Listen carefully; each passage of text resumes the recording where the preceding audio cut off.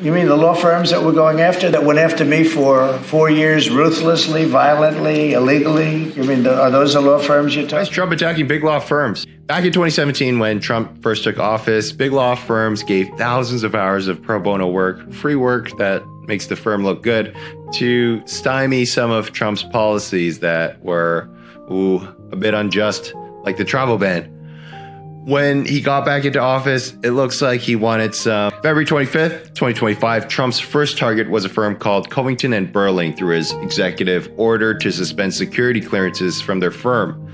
Covington provided legal services to Jack Smith. Sounds like a made-up name, but he was appointed special counsel by Attorney General Garland, and they criminally prosecuted Trump for his attempt to overthrow the 2020 election and refusing to return classified material that was at Mar-a-Lago. March 6, 2025, Trump's second target was a big law firm called Perkins Coie, who did work for Hillary Clinton in 2016. The executive order sanctioning Perkins describes former lawyers working for Clinton's campaign hiring Fusion GPS, a research and strategic intelligence firm for businesses and political campaigns, and they helped investigate Trump, and it led to the reveal between Trump and Russia colluding, allegedly.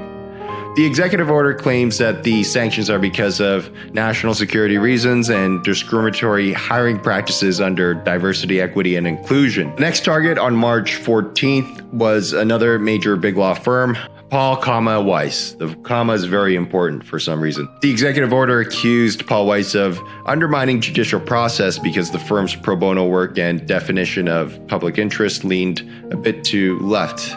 Also, Mark Pomerantz, who's a partner at Paul Weiss, worked with the Manhattan District Attorney on Trump's hush money trials, where he was convicted of committing 34 felonies.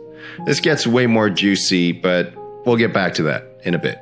On March 17th, the U.S. Employment Opportunity Commission, the EEOC, the chair of this department sent letters to 20 law firms requesting information on their DEI employment practices. Again, this was part of Trump's wider agenda to end DEI practices. On March 22nd, Trump came out with another executive order for the Justice Department to flag law firms with frivolous lawsuits against him. It seems like he wants to stop law firms from suing him. Interesting. Now let's go back to the Paul, Weiss, is very important, drama.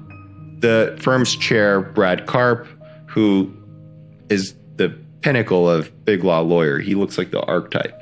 Now, about a week after Paul Weiss was singled out by Trump, Brad Karp capitulated to Trump. The firm ultimately offered $40 million in pro bono legal services to Trump, agreed to eliminate DEI considerations from their firm's policies, and shortly after, Trump reversed his. Many big law lawyers hated Paul Weiss for folding. So let's see what happens next. I can do any kind of deal.